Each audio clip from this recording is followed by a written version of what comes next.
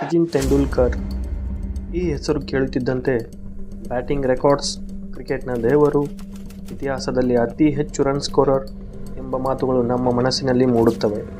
34,000ಕ್ಕೂ ಹೆಚ್ಚು ಅಂತಾರಾಷ್ಟ್ರೀಯ ರನ್ನುಗಳು, 200 ಟೆಸ್ಟ್ ಪಂದ್ಯಗಳು, 100 ಶತಕಗಳು. ಇವರು ಮಾಡಿರುವ ಸಾಧನೆಗಳು ಒಂದಾ ಎರಡಾ? ಇದೇ ಕಾರಣಕ್ಕೆ ಇವರನ್ನು ಕ್ರಿಕೆಟ್ ಲೋಕದ ದೇವರು ಎಂದು ಕರೆಯುತ್ತಾರೆ. ಬ್ಯಾಟಿಂಗ್ ಶೈಲಿಯ ಮುಖಾಂತರವೇ ಎಲ್ಲರ ಮನಸ್ಸನ್ನು ಗೆದ್ದಿದ್ದ ಈ ಸಚಿನ್ ತೆಂಡೂಲ್ಕರ್ ಅವರು ಒಂದು ಕಾಲದಲ್ಲಿ ಇವರನ್ನು ವರ್ಸ್ಟ್ ಕ್ಯಾಪ್ಟನ್ ಕೂಡ ಅಂತ ಕರೆಯಲ್ಪಟ್ಟಿದ್ದರು. 1996ರಲ್ಲಿ ಸಚಿನ್ ಅವರಿಗೆ ಟೀಮ್ ಇಂಡಿಯಾದ ನಾಯಕನನ್ನಾಗಿ ಮಾಡಲಾಯಿತು. ಆವಾಗ ಇವರಿಗೆ ಕೇವಲ 23 ವಯಸ್ಸು. ಇದಾದ ಕೆಲವೇ ತಿಂಗಳಲ್ಲಿ ಇವರಿಂದ ಕ್ಯಾಪ್ಟನ್ಶಿಪ್ ಅನ್ನು ಕಿತ್ತುಕೊಳ್ಳಲಾಯಿತು ಮತ್ತು ಜನರು ಇವರನ್ನು ವರ್ಸ್ಟ್ ಕ್ಯಾಪ್ಟನ್ ಅಂತ ಕೂಡ ಕರೆಯಲ್ಪಟ್ಟರು.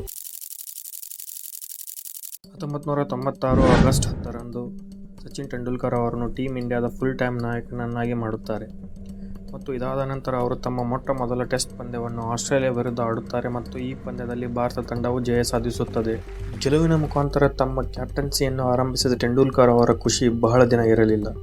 ಶ್ರೀಲಂಕಾ ವಿರುದ್ಧದ ಮೊದಲ ODI ನಾಯಕತ್ವದ ಪಂದ್ಯದಲ್ಲಿ ಶತಕ ಬಾರಿಸಿದ್ದರೂ ಭಾರತ ಭಾರೀ ಸೋಲು ಕಂಡಿತು.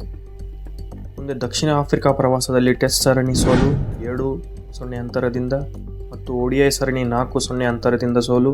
ಇದಾದ ನಂತರ ವೆಸ್ಟ್ ಇಂಡೀಸ್ ಪ್ರವಾಸದಲ್ಲಿ ಯಾವುದೇ ಪಂದ್ಯ ಗೆಲ್ಲಲಾಗದೆ ಟೆಸ್ಟ್ ಸರಣಿ 1-0 ಅಂತರದಿಂದ ಮತ್ತು ODI ಸರಣಿ 4-1 ಅಂತರದಿಂದ ಸೋಲು ಕಂಡಿತು. ಈ ವೆಸ್ಟ್ ಇಂಡೀಸ್ ಸರಣಿ ಇದೆಯಲ್ಲ ಸ್ನೇಹಿತರೆ, ಇದು ಸಚಿನ್ ಅವರಿಗೆ ತುಂಬ ನೋವನ್ನುಂಟು ಮಾಡುತ್ತದೆ. ಯಾಕಂದರೆ ಭಾರತ ಗೆಲ್ಲಲು 120 ರನ್ನು ಕಲೆ ಹಾಕುವಲ್ಲಿ ವಿಫಲವಾಗಿ ಕೇವಲ 81 ರನ್ನುಗಳಿಗೆ ತನ್ನ ಎಲ್ಲ ವಿಕೆಟ್ಗಳನ್ನು ಕಳೆದುಕೊಂಡು ಪಂದ್ಯವನ್ನು ಸೋತು ಮತ್ತು ಸಿರೀಸನ್ನು ಹೀನಾಯವಾಗಿ ಸೋಲುತ್ತಾರೆ. ಈ ವೈಫಲ್ಯದಿಂದ ಸಚಿನ್ ಅವರಿಗೆ ತುಂಬ ಮನಸ್ಸು ಬೇಜಾರಾಗುತ್ತದೆ ಮತ್ತು ಬಹಳ ವರ್ಷಗಳ ನಂತರ ಅವರು ಒಂದು ಸಂದರ್ಶನದಲ್ಲಿ ಹೇಳುತ್ತಾರೆ, ಈ ವೈಫಲ್ಯದ ನಂತರ ನಾನು ಕ್ರಿಕೆಟ್ನಿಂದ ನಿವೃತ್ತಿ ಪಡೆಯಬೇಕೆಂದು ಯೋಚಿಸಿದ್ದೆ ಎಂದು ಹೇಳಿಕೊಂಡಿದ್ದಾರೆ. ಸಚಿನ್ ಅವರ ನಾಯಕತ್ವದ ಶೈಲಿ ಬಹಳ ಡಿಫೆನ್ಸಿವ್ ಆಗಿತ್ತು ಎಂದು ಟೀಕಿಸಲಾಯಿತು. ಅನಿಲ್ ಕುಂಬ್ಳೆ, ವೆಂಕಟೇಶ್ ಪ್ರಸಾದ್ ಮುಂತಾದ ವಿಶ್ವಮಟ್ಟದ ಬೌಲರ್ಗಳನ್ನು ಸರಿಯಾಗಿ ಬಳಕೆ ಮಾಡಿಕೊಳ್ಳಲಾಗುತ್ತಿಲ್ಲ ಎಂದು ಕೂಡ ಆರೋಪವಾಯಿತು. ಮಿಡಲ್ ಆರ್ಡರ್ ಪದೇ ಪದೇ ಕುಸಿಯುತ್ತಿತ್ತು ಹಾಗೂ ತಂಡದೊಳಗೆ ಒತ್ತಡ ಹೆಚ್ಚಾಗುತ್ತಿತ್ತು. ಇದರ ಪರಿಣಾಮವಾಗಿ ಭಾರತ ನಿರಂತರ ಸೋಲುಗಳನ್ನೇ ಕಂಡಿತು.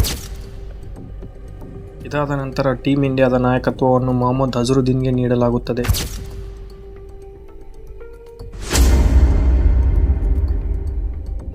1999ರಲ್ಲಿ ಅಜರುದ್ದೀನ್ ಮೇಲಿನ ಮ್ಯಾಚ್ ಫಿಕ್ಸಿಂಗ್ ಆರೋಪದಿಂದ ಮತ್ತೆ ಸಚಿನ್ ತೆಂಡೂಲ್ಕರ್ ಅವರಿಗೆ ನಾಯಕತ್ವವನ್ನು ನೀಡಲಾಯಿತು.